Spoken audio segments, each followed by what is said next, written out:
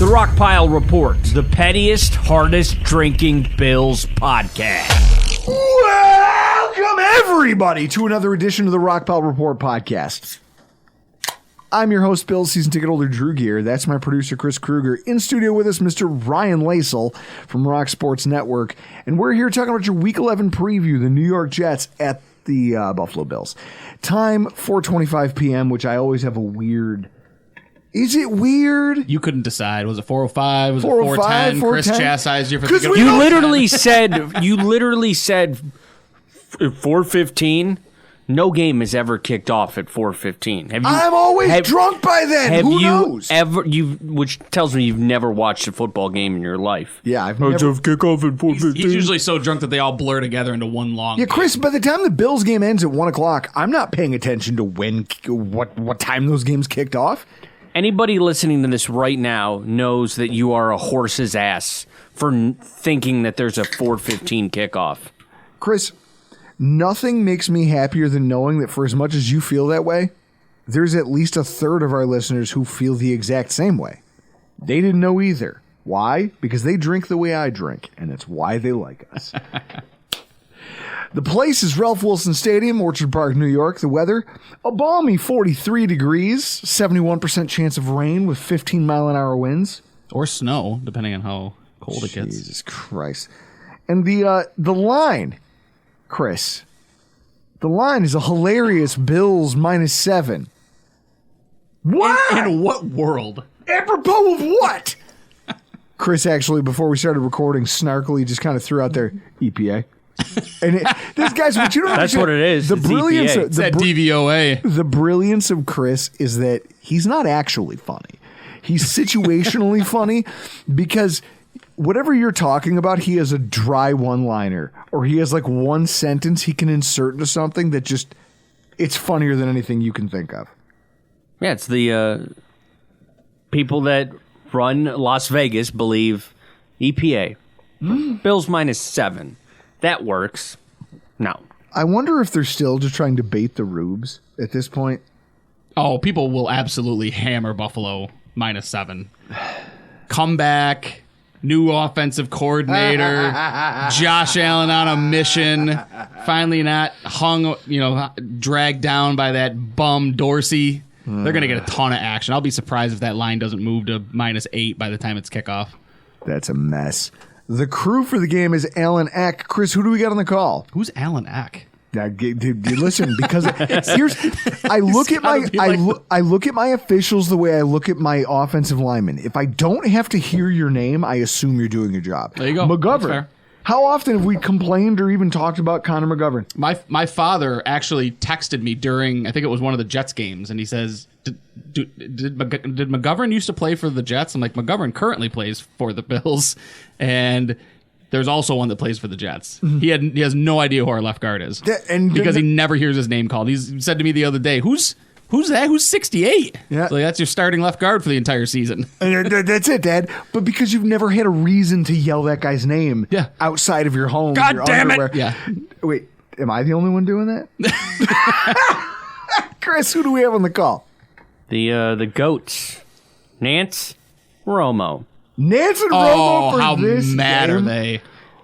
If You know they scheduled that thinking this is good. you live in most of California, Oregon, Arizona, Washington State, half of Idaho, you guys are fucked. You get Seattle at LA. The rest of the country has Bills and Jets. How mad are Nance and Romo where they go, okay, we understood ESPN took the first one. We get the second one because it's going to be Rodgers. And then they look at this and go, oh, wait, it's a poor man's Josh Allen against an even poorer man's whatever the fuck they're trotting out there at quarterback. Like, this sucks. This is the. I thought we were done with this. I thought we were done with this when they drafted Josh Allen. I thought these days were behind us, that we were walking into games like this. The injury report does look like it's kind of moving, trending in the right direction for some Bills players. Sure. I think the most important ones are probably Benford. Sure. right? Like Benford, Hyde. Sure. None of this matters. No, well, that's what I mean. I'm going to Like, preface this with none of this matters. We're going to talk about it anyway. no, but that's it. It's like I try to do this every week, and this happened last time. Last time I was sitting here going, guys, I just can't bring myself to. It wasn't this hard when it was the drought teams, right? Like, I go, guys, I can't bring myself to put any thought into previewing a game against the Broncos that essentially I don't know what to say about this team that we could do any differently. And yet, here we are again, talking about who's on the injury report. Like it matters! Like it matters! It's so frustrating. It's like, you could tell me they're healthy. I don't know if they're going to play like they're healthy. yeah. You could tell me that we're injured. I don't know. Our starters might be as good as our backups at this point. We don't know. What I know for the Jets, that's probably what people care about the most. Sure. You look at the Jets injury report, they're getting healthier, although I don't know what that means, right? Like you've got like guys on the report like John Franklin Myers and Quincy Williams, but they're full participants. They just have to have a designation because they missed something. Dwayne Brown being healthy, I don't know if that's a good thing or a bad thing for them. You know, Will McDonald limited, Mekhi Becton being limited might be interesting, but that's probably more maintenance, right? Because it's a knee thing. I would guess. Yeah. Billy Turner missing for a finger that's Turner's something. funny. Well, that's why you're happy Dwayne Brown is back with his hip injury. But are you happy Dwayne Brown is back? Yeah. It's a really funny thing to have to sit here and try to preview a New York Jets game. So, Ryan, as we launch into this nonsense, imagine a world where the Buffalo Bills have lost, not once, but twice, to the Zach Wilson New York Jets. It's bad. You're talking about a nightmare scenario. We didn't lose twice to Sam Darnold. I think Sam Darnold's a much better quarterback than Zach Wilson. Maybe that might even be arguable. Maybe that's almost offensive for me to say in front of Jets fans. You can ask our new offensive coordinator. I can ask our new offensive coordinator. That is a Twilight Zone nightmare scenario that we might be living if the Buffalo Bills can't figure out a way to get past this football team and split with them for a second consecutive year. And so we're here to talk to us all about it. You guys know him and love him from the AFC's Roundup podcast every single week. Mr. Scott Mason from Play Like a Jet. Scott, is it fair or unfair to say that Sam Darnold was better than Zach Wilson? To this point, he's been better than Zach Wilson, but what are we really arguing about? What are we comparing here? Is it like saying what tastes better, spicy brown mustard or Dijon mustard? Both of them are unnecessary. Like, nobody actually needed either of these. Nobody asked the mustard industry for more. They were like, oh, yellow mustard, stone ground mustard. Like, what? Just give me mustard. It's all the same. Give me yellow mustard and I can make the rest. Exactly. Scott, here we're going to do this again. Now, here's the one thing that's changed since the last time we talked. You know, usually you guys are the ones who kind of wallow in the pit of despair, and we kind of like look down and go, hey, as bad as my problems are, at least I'm not those guys. Such is not the case. We are right there. In fact, we're strange bedfellows in this, where your AFC, hopes, dreams, aspirations of the summer, both of our teams are sitting squarely in a place that I don't think we thought we'd be 4 months ago. Do you think that's a fair statement to make? Yeah, I think everybody thought that there was going to be a big battle for the division and that it was going to be between the Dolphins, the Jets, and the Bills. And it kind of is, but nowhere near the way that we thought. We figured those three teams would be among the class of the AFC, and it makes sense because preseason odds had all three teams in the top 10 to go to the Super Bowl. The Bills, I think, were 4th. The Jets were like 7th, and the Dolphins were 10th. And what you've seen so far, obviously it's different for the Jets because they lost Aaron Rodgers, which is the whole reason why the expectations were so high. With the Dolphins, you've seen them do very well against teams that aren't so good. Now, that doesn't make them not a good team.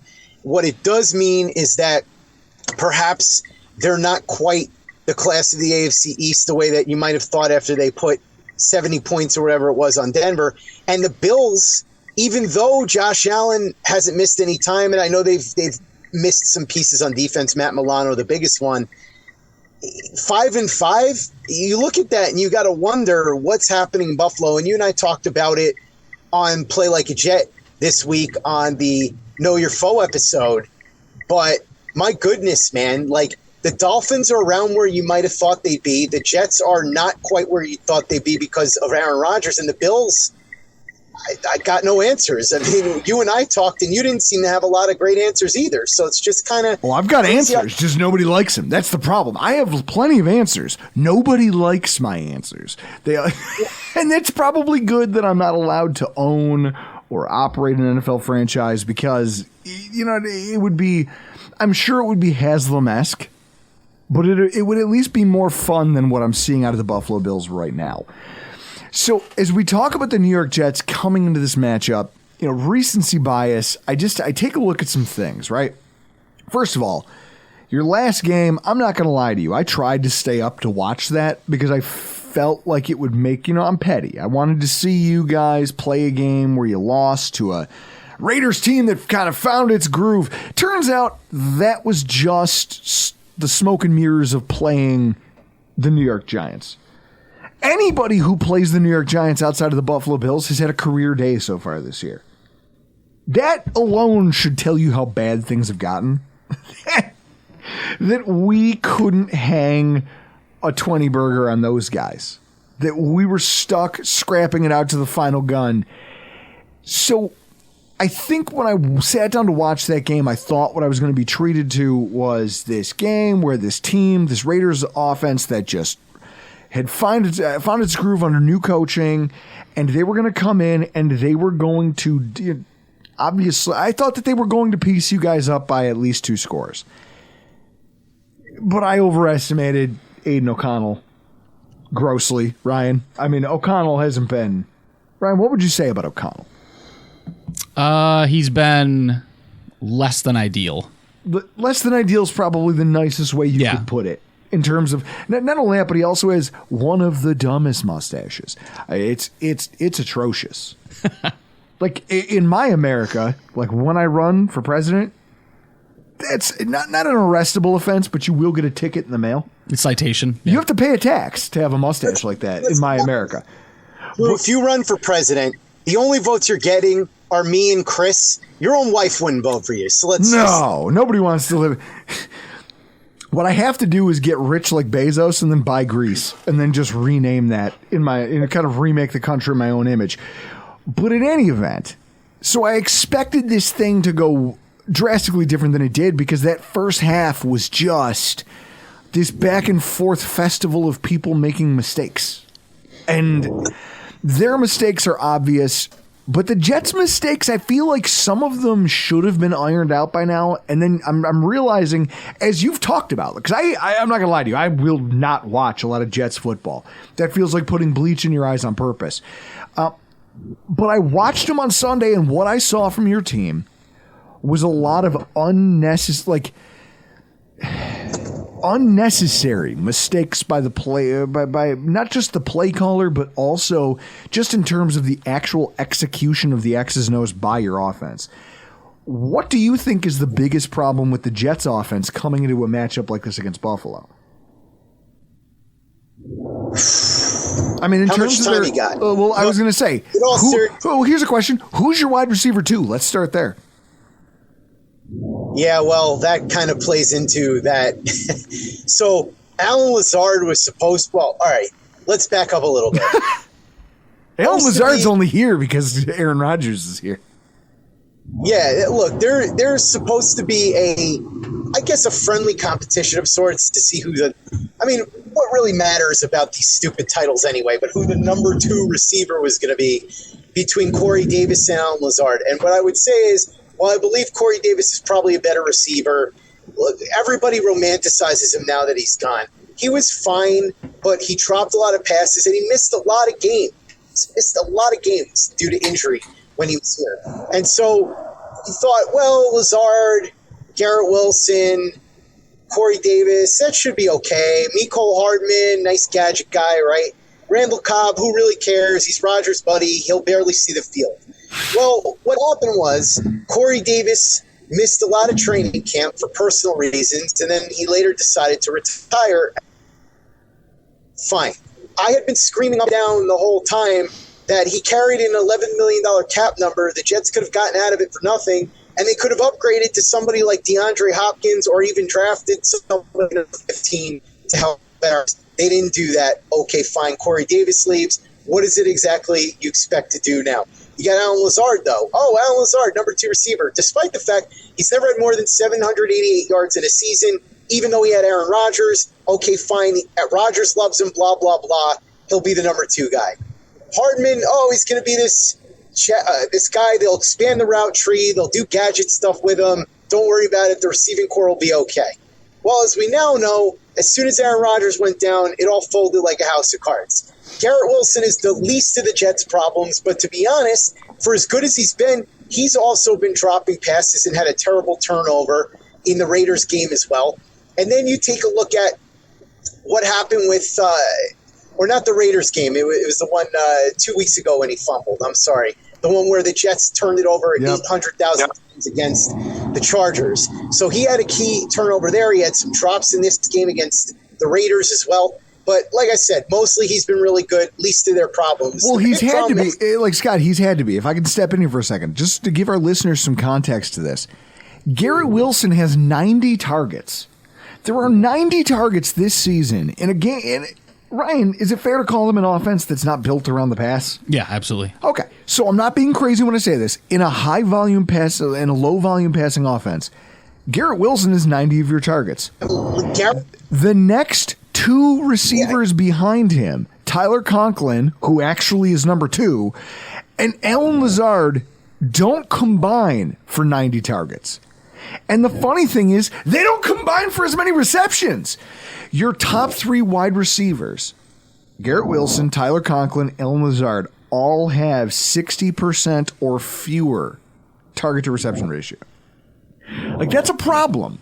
When you have these guys who are absorbing a ton of targets and they're just not making the catches. Garrett Wilson is right now only catching 61% of his targets. But he's the guy. He's the targeted guy. You wonder why the passing attack is so bad, and people point at Zach Wilson and go, well, Zach Wilson sucks. Sure, he may not be good, but that's low. It's almost lazy to frame it like that, isn't it? Yeah, it is. If you really want to tell the story of something, what you do is you look at it and you say, okay, first of all, is your play design good? Well, I know Nate Hackett's your offensive coordinator, so I'm going to assume already it's not. Second of all, who else? Who's getting open? Who are your tertiary targets where if you have a quarterback who struggles throwing into double coverage or who doesn't have the arm strength to get, to thread a needle to a guy who has a lot of defensive attention on him because he's your most talented target, these tertiary targets should be thriving. And instead, like you were just talking about Mecole Hardman, he had 2 targets before you guys let him go. There was never an effort to make him a piece of this. Well, Drew, that's what I was getting to. Yeah. The problem is, and some people have theorized because Lazard's been on the injury report for a bit, that maybe he's playing hurt. Okay, fine, but even when he wasn't on the injury report, he's been terrible. It's become very clear that he is absolutely a product of Aaron Rodgers. He's dropped a ton of passes. He runs lazy routes. Look, we all know Zach Wilson made a mistake there at the end of the game with that interception. But if you go back and look at the All-22, what you'll also see is that Alan Lazard ran the route. He got bumped off the route and then never came back. It was a comeback route.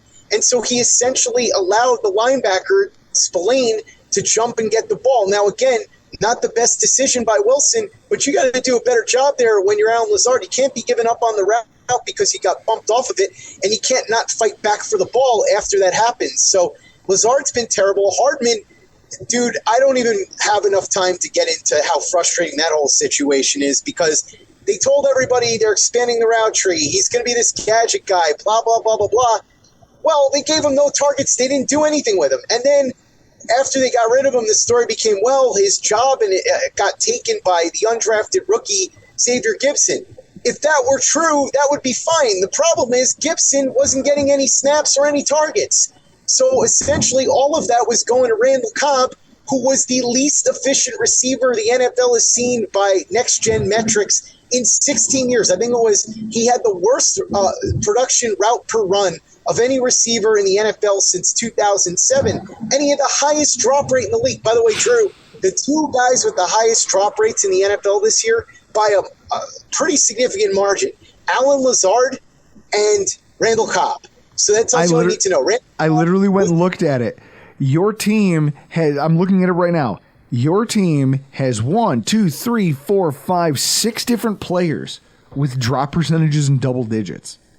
Yeah, it's brutal. And listen, Well, one of them they cut. So. Well, one of them they cut. They cut Michael Carter. They were like, Michael Carter, you're out of here. To be fair, Michael Carter wasn't targeted a lot, but he was bad when he was targeted. But I will say, though, like, look, for as much as everybody's looking to blame Zach Wilson, I keep saying this. The receivers aren't catching. No one's getting open if you go back and look at the tape. And this drives me nuts. This is a pet peeve of mine. People will go on the tape and go, look, all these open receivers. Yeah, but you don't know what the route concept is. Like, the play at the end of the game that I was talking about with the interception, yes, there was a player in the flat, I believe it was Breece Hall, who was open. That was the only other place Wilson could have gone. The play was designed, the route concept, it was supposed to be all to the right. All three of Wilson's reads were to the right.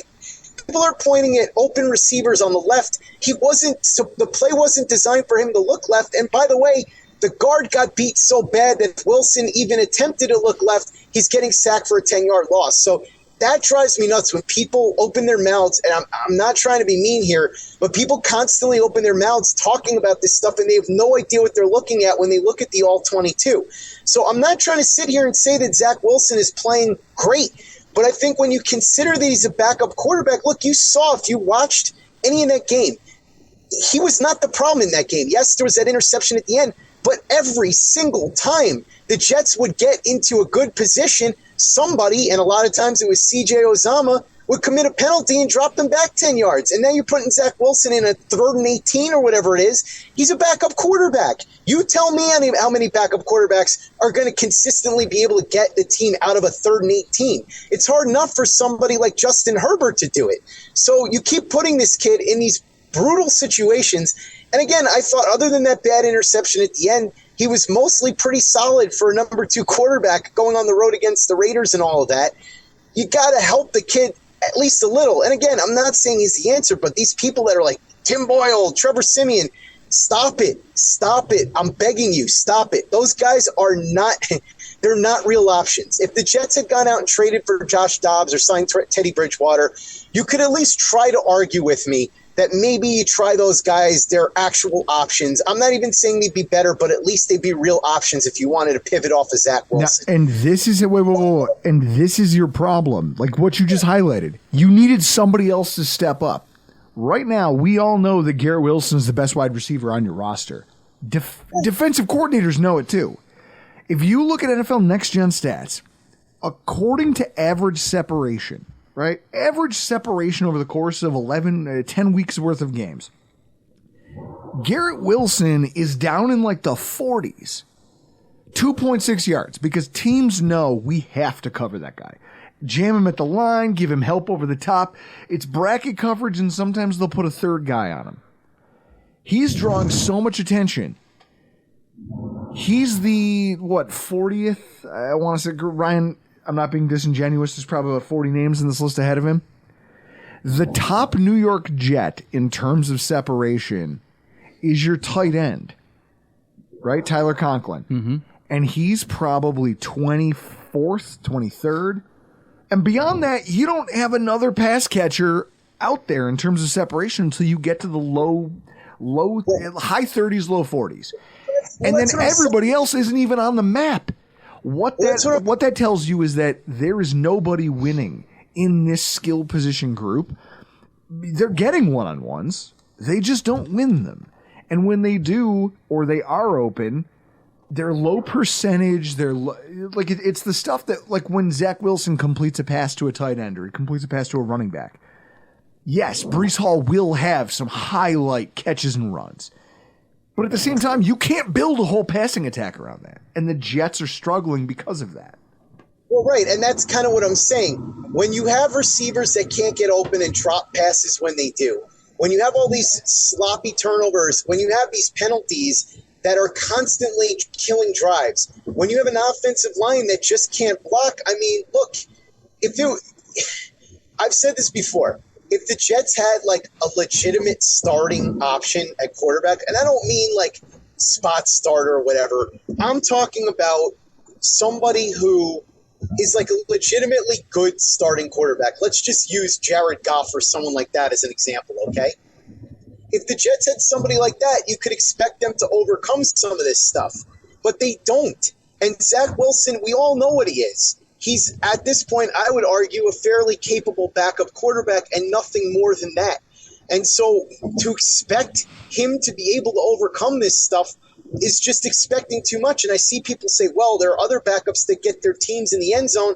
And yeah, I get that. That's definitely true. But at the same time, like, come on, man. These guys are not being put into these positions on and on over and over. And then you got Nate Hackett. We could get into him. I don't even have. But that's what you want. But what Wilson's doing is what you want from your backup quarterback, right? It's the same thing that Josh Dobbs is doing in Minnesota. It's throw the ball a lot to the best player on the offense, and that's Garrett Wilson, right? Like separation or not, throw the ball to the best player, and that's Garrett Wilson. He's 9th in the NFL in targets, with 4 guys in front of him who haven't had their bye week yet. So he's getting force-fed the ball, and that's exactly what you want to do. And that's what Dobbs has done since he came into Minnesota, right? Is he's thrown the ball a ton to TJ Hawkinson, who's the best receiver because Jetta's out. And the difference is between the two is that when push comes to shove, the Minnesota offense is more adept at getting into the end zone because they've got an offensive coordinator who can scheme down around the goal line and can get his quarterback in space, let him run to the corner. Well, and also he's got skill players like Addison who are making plays when they're given opportunities. Sure. Like I said, it's capitalization and it's not. And it just, again, this is a referendum on the roster building that took place.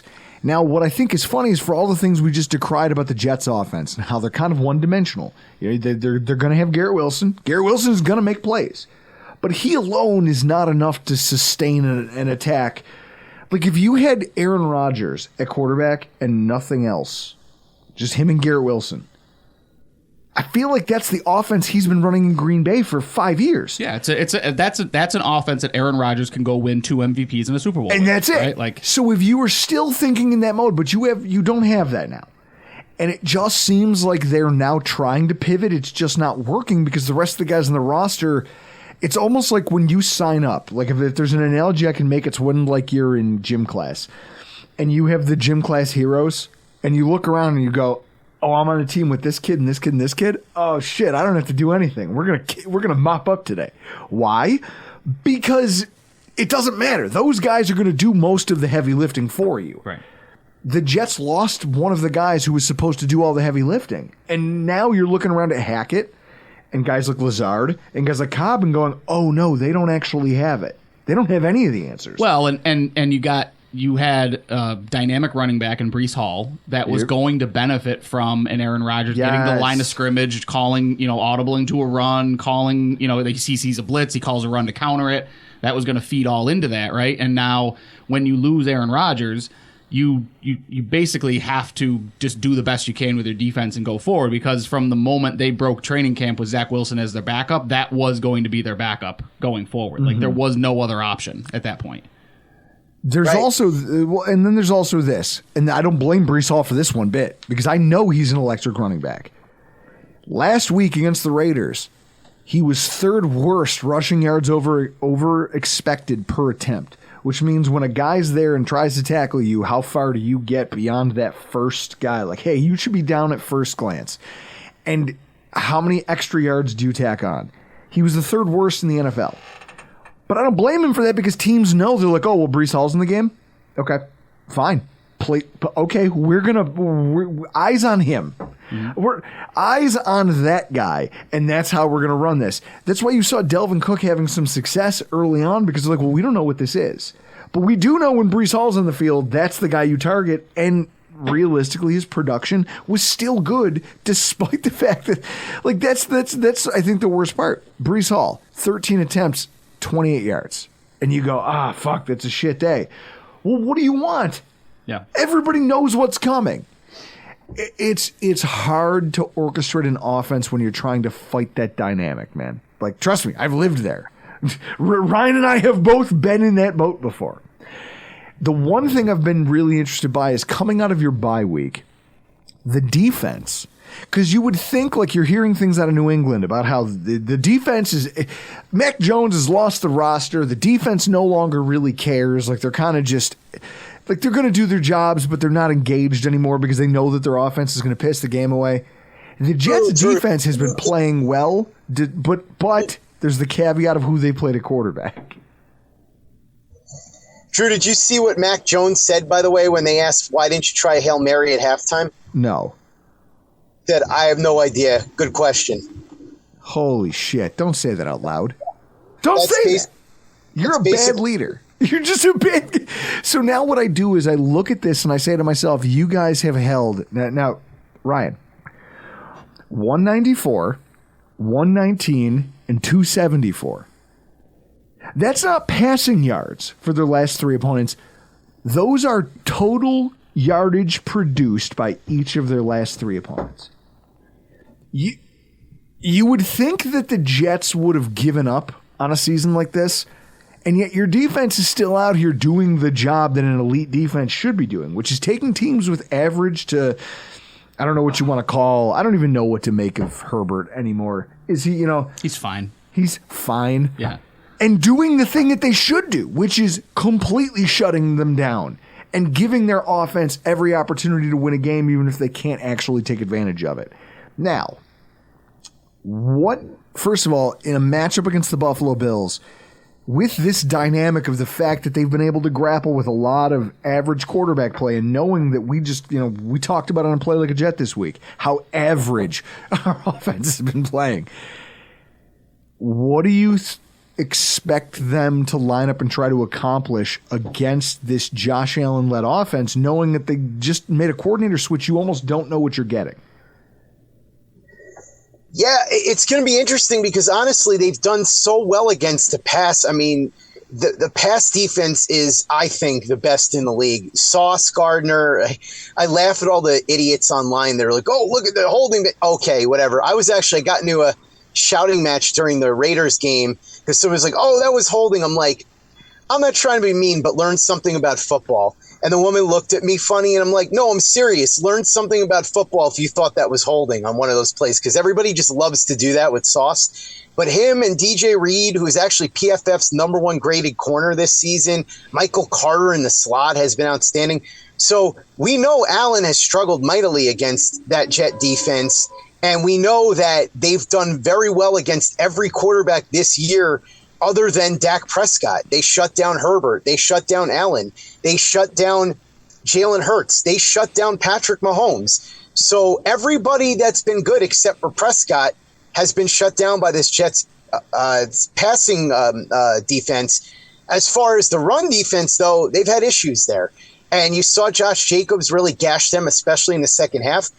As you said to me on Play Like a Jet, James Cook is 4th in the league in yards above expected. If I were the Bills, I would be running the ball a lot and setting things up that way, because then you might limit, and this sounds crazy, but it's sort of true, and you know that with Josh Allen, it would limit his need to feel like he needs to be a cowboy. If you can gain yards on the ground and do that way, I think you should run Allen a lot too if you're the Bills. So I think that's probably what they're going to do. And look, like I said, with the Jets, they're going to try to scheme to take away whatever Josh Allen can do best, which they've done a good job of the last 2 years. But the running attack is really what would concern me as a Jets fan. And I think that if the Bills are smart, if Joe Brady puts together a good game plan, he'll come out and he'll establish the run and he'll go from there. If you had a biggest key to victory for the New York Jets, what would it be? I mean, this is going to sound simplistic, but score some damn points. They're not scoring any points. So, look, the defense can do really well, but if the offense continues to not score points, it's going to be a big issue, right? So that's kind of what it comes down to, really, more than anything else. They've got to stop Allen and continue to make him look bad, but ultimately they have to score points, and they just haven't been doing that. Yeah, I don't know how you fix that. I mean, this offense is as broken as one I've seen in a long time. Well, wait a minute. Except maybe, like, in terms of what should work and what shouldn't, maybe my own. Yeah, probably. Scott, we love you. We like the fact that you make time for us. Where can everybody find your work over at Play Like a Jet in the run-up to this game? Excellent question, Shelton. You can find it anywhere you download podcasts, all your favorite apps. You can check out our YouTube channel, youtube.com/playlikeajet. You can check out our Twitter, which is youtube.com/playlikeajet1 on Twitter. And I'm looking forward to seeing you guys on Sunday. I hear Iman is making steak. And no matter what happens in the game, I think we're all going to win in the tailgate. So that's a plus no matter what happens. Scott Mason. He's on X, Twitter, X Twitter, at Play Like a Jet 1. Drew was just on his show, Know Your Foe. Good times with Scott Mason. Is it good times? Are we really having a blast out here? Are we thriving? I'm drinking more tonight than I ever have, I think, coming on doing the show with you. Good luck getting home. I'll figure it out.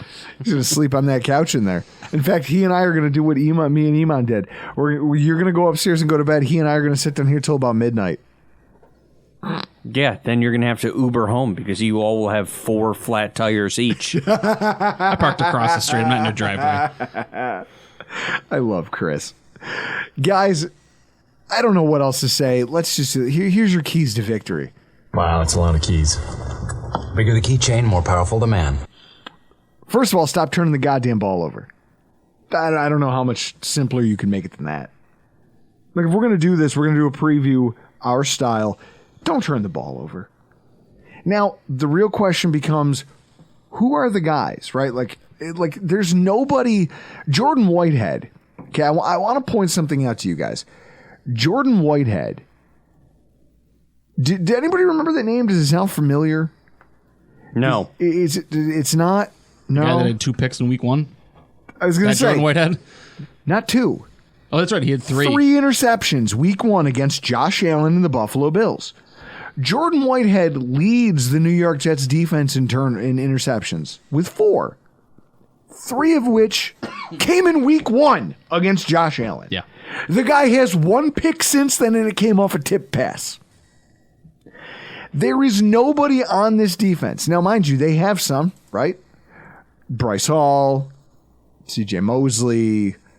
Sauce Gardner has 0, mostly because people, if you're going to target Sauce, you have to know your guy's open. Yeah. Ashton Davis, Tony Adams, but realistically, there's nobody here who's a threat to force a turnover. So with this in mind, it should be really hard for Josh to throw interceptions against a defense like this. And yet...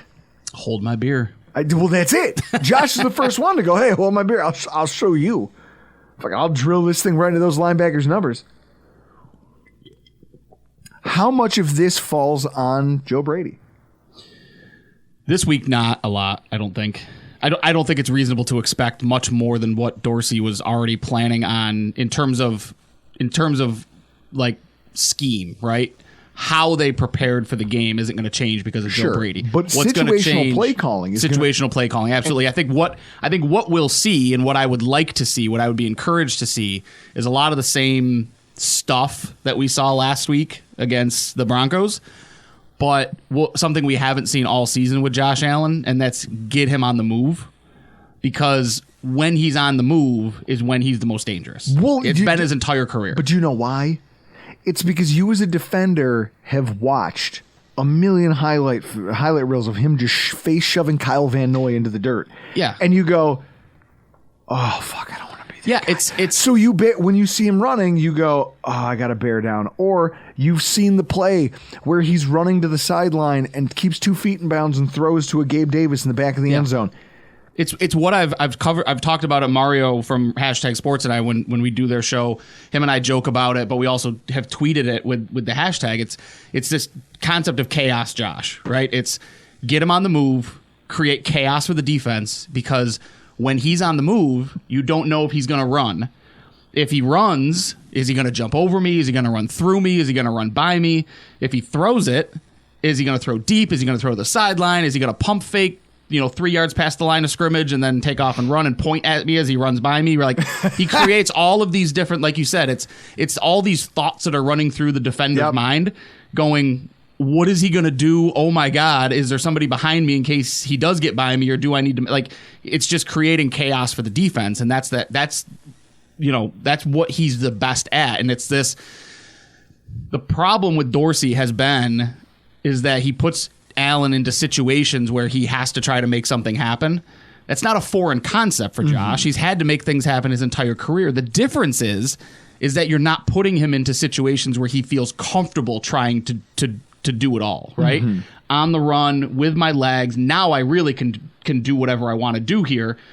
Diggs gets open, Davis gets open, I'll throw it, or I'm just going to run, lower my shoulder. And the perfect microcosm of that was, well, we talked about it during the recap show, but it's the play, the 4th and 2 with Allen, where he runs and he scrambles to the right side. Allen last year, for Dable, would have just lowered his shoulder and gotten those 2 yards.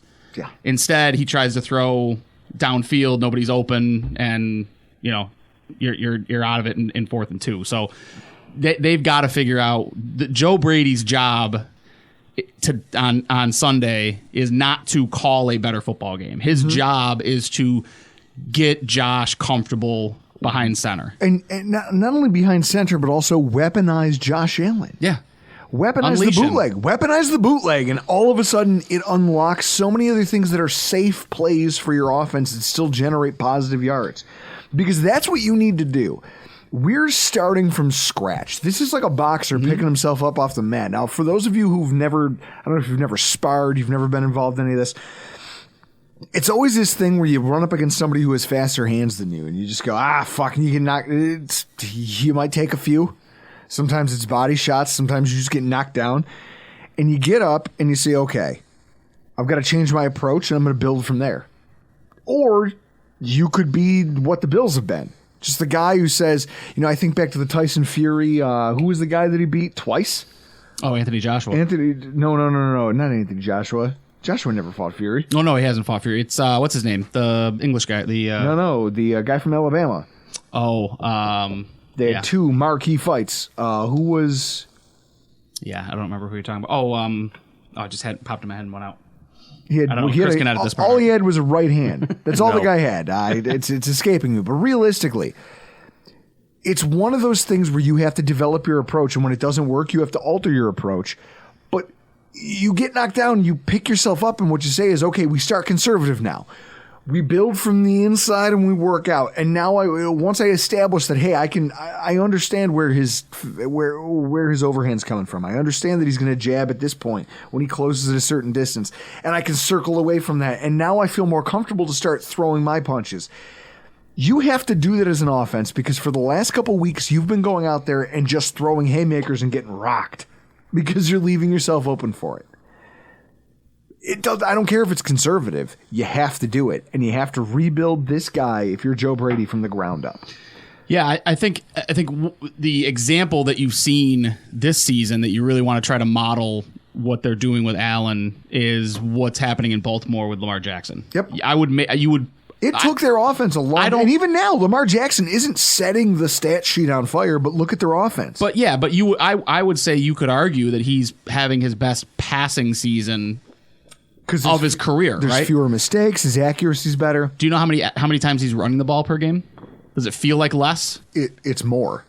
He's averaging 9 carries a game, Lamar Jackson. Yeah, I know, because in fantasy football, he's my quarterback, and it's maddening to watch him running. All of my stats are coming from running and not throwing the ball. And you look at that, you look at that game, the box score against, if that's all you looked at was a scoreboard against the Browns, you'd say Lamar Jackson, 33 points. He must have had a monster day. Yeah. He did not. No. I think he got me 12 fantasy points because he's not doing a ton in the air. Yeah. He also had some bad turnovers, which our quarterback has too. But realistically, they're saying, look, here's the scheme.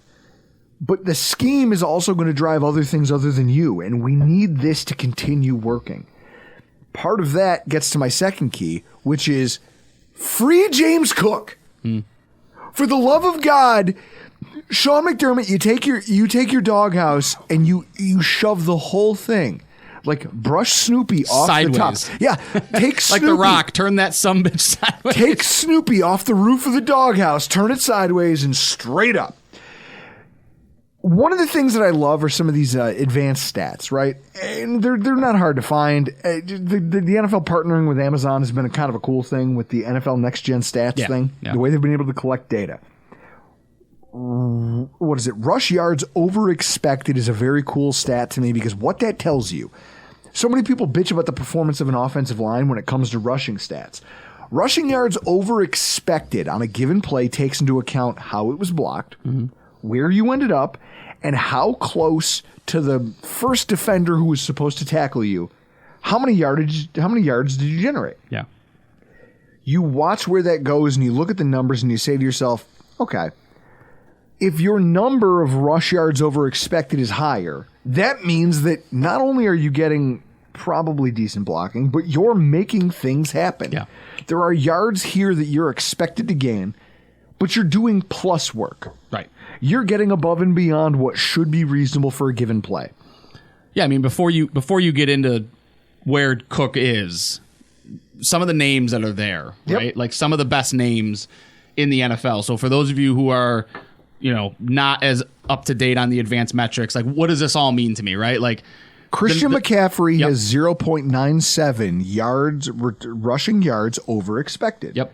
Which means every time he touches the ball, he gains about 1 yard more than he's supposed to. than he's supposed to, which is like that's an effective running back in the NFL. Yep. Today, with the way light boxes are constructed and the way passing, you know what I mean? Because you have to. That's real success. Yep. Right there. But those names that you see around here, right? Like Christian McCaffrey, Bijan Robinson, David Montgomery, Raheem Mostert, Zach Moss, like these are the best running backs in the NFL at this moment right now. Breece Hall. Breece Hall. Breece Hall at 1.11 yards. You know who's right behind him? James Cook. Fourth best in the NFL. Ahead of all the other guys that I talked about, right? Ahead of McCaffrey, Christian Bijan McCaffrey. Robinson, David Montgomery, Jahmyr Gibbs, James Conner, all those guys that are top flight running backs right now. Cook is ahead of all of them. And now, anybody who goes, because he's got Josh Allen. You're fucking right, it's because he has Josh Allen. Of course, the running back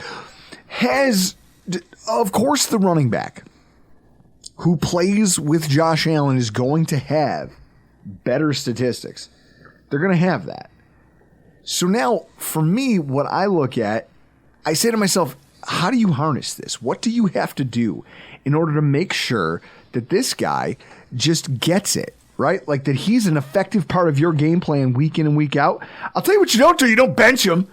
Yeah. You don't bench him for a quarter to quote unquote teach him a lesson. Well, and then he got asked about it in the post game, and that's what kind of irked me a little bit. And they said, you sat him for 16 plays. What was the message there? And he goes, well, I told him that I believed in him. It's like, and I wanted someone to follow up. I know why they didn't follow up, but I wanted someone to follow up and say, well, did you tell him that you believed in him before or after you sat him for 16 straight plays? Because your words don't match your actions in that situation, right? Like, especially when he puts the ball on the turf for the second time in his entire career, first time since his first game in the NFL.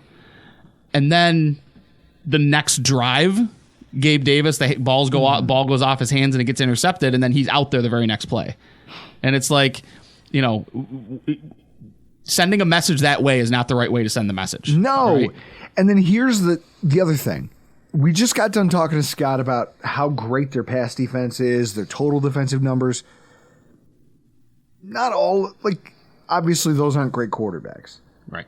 Also, rushing yards allowed, 203 yards given up to you had -9 passing yards to the Giants. You still gave up over 200 on the ground in a game that you should have lost. Mm-hmm. Absolutely. If your opponent could have just made any sort of a play, you lose that football game. They give up 84 to the Chargers, then 148 to Josh Jacobs and the Raiders. That's probably their best rushing output of the entire season. Mm-hmm. When they play teams and they sell out to stop the pass, they are not impervious on the ground. You just have to be able to take advantage of it. You have the tools.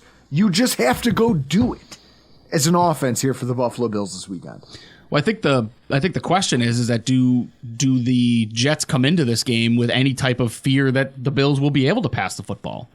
Like, is there any reason for them to sell out on the pass in this scenario? They've got a brand new coordinator who took over 5 days before the game. You've got an offense that's spiraling out of control at this point. Do you have any concern? Or do you sell out to say we're not going to get beat on the ground? We're going to make, it sounds stupid to say it, right? Because of how good he's been. But is this a game where you say we're going to make Josh Allen with his new offensive coordinator beat us? See if they can get their shit together for 60 minutes and go put points up on us. Because there's been nothing over the last 4 games that's indicated they can. Chris, as our resident football layperson, if you were the defensive coordinator of the New York Jets and you had to pick your poison as far as what do I not want to happen to me on Sunday, are you going to bet against Josh Allen?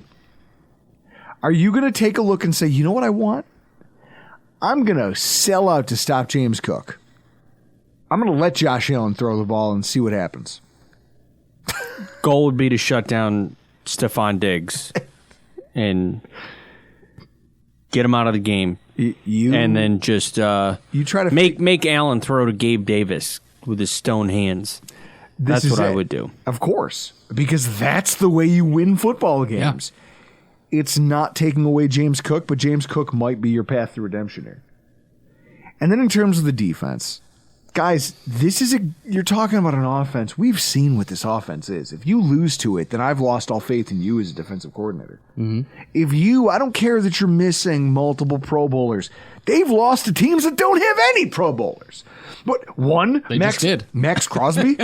Max Crosby is the only defensive player on the Raiders who matters at all. And like if you're talking about the zeitgeist of the NFL.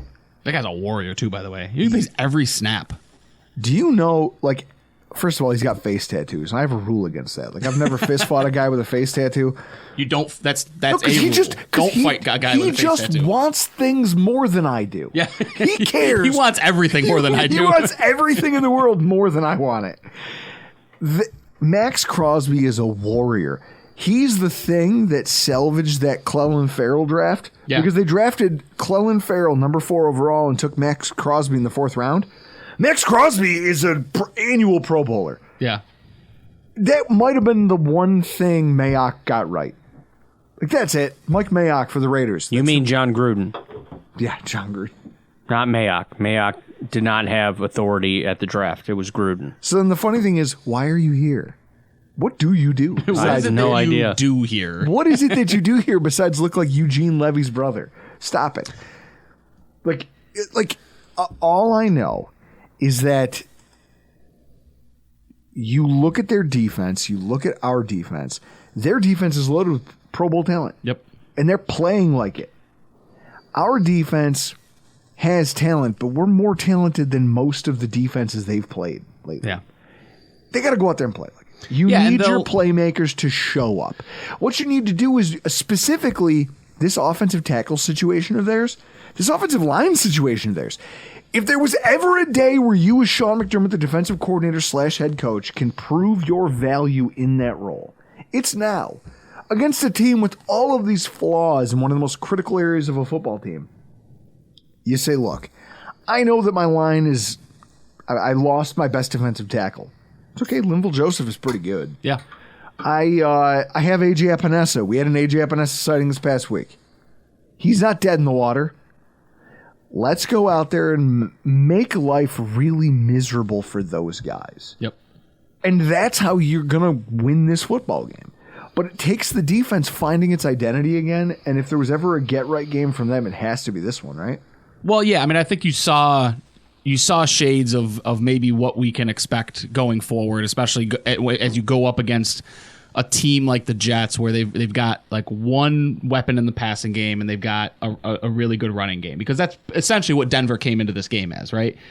And what they decided to do was something I tweeted out and noticed it the second defensive drive, and it was just something that I kept. It was funny, actually. My father pointed it out. He goes, "Hey, who's that guy in the yellow cleats?" And I'm looking, and I'm like, "Well, that's Cortland Sutton, and those are orange cleats." He goes, "Well, how come they've got that number 31 just following him around?" And I was like, oh, that's interesting. So Rasul Douglas was actually shadowing Cortland Sutton all game. And what that resulted in was 8 catches for 53 yards, which isn't bad. No. But then the one play that he wasn't lined up on Sutton was the 4th down play where Sutton wound up in the back of the end zone with Taylor Rapp supposed to be in coverage 12 yards away from him. Yep. And he caught that touchdown pass. So I think what that means is I would expect Douglas to probably draw Garrett Wilson this week. So very similar. He'll shadow him. He'll follow him on either side of the field. And if you watch the All-22 or anyone who does, you can watch Douglas. He stands in the huddle, defensive huddle. He waits for Sutton to break the huddle, and he goes to whatever side of the field he is. It's something we haven't usually seen from a Sean McDermott defense, even with Trey White. You can tell he's getting desperate. Even with Trey White, they didn't do that, right? So not desperate enough. So what that does is that frees up a lot of creativity in the secondary for him. If Micah Hyde is able to come back, I think you'll see some different looks in the defensive secondary to really try to confuse Zach Wilson. What that also means... Like, that's hard. This Shouldn't be hard. Right. Yeah, right. I mean... They have one game in the last 5 where they don't have a turnover. It shouldn't be your game plan against the Jets. You shouldn't be such a bad football team that your goal is to try to confuse Zach Wilson, right? Like, you should just be able to play defense, and Zach Wilson will take care of itself. You want to talk about goals? Here's my goal. I'm going to drink enough during this tailgate because we're on the verge of something here, guys. I'm at the point where I may just decide that maybe this is all just Chris. How many times have we left early now out of my just rage and frustration? I think the only game that at least I've been to in full was a home opener. Yeah. So, with that being said, I firmly believe that you have to start doing something here, and I'm going to get hammered during this tailgate. I'm going to be bombed. So if the team's not going to do something, you're going to do something. Well, no, I'm just going to stop. I'm going to just get numb to this and just start leaving whenever I feel like it. I shouldn't say bombed. What I'm going to do is I'm going to drink and I'm going to enjoy myself and I'm going to have a great time at the tailgate because I feel like we talked about in the recap, the gilded drought, I'm in it. Yeah. So great, wonderful. I have an awesome quarterback and I have some cool things that I can tell people about that are cool in fantasy football. I don't have a cohesive football team and I probably don't have a playoff football team out there. Well, I stayed for every one of those games. I'm not making that mistake a second time around. Well, it's because I think I figured it out too.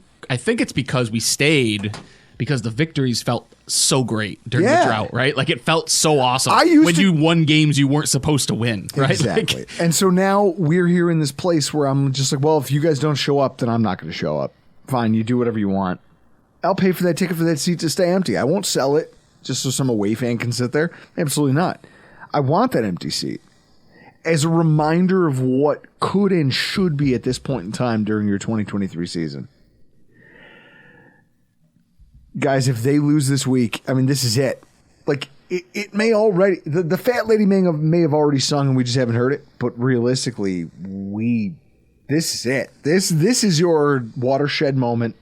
Yeah, you're in win now for the rest of the season. You have so much more to lose than you do to win, and it starts this week. You start climbing out of hell.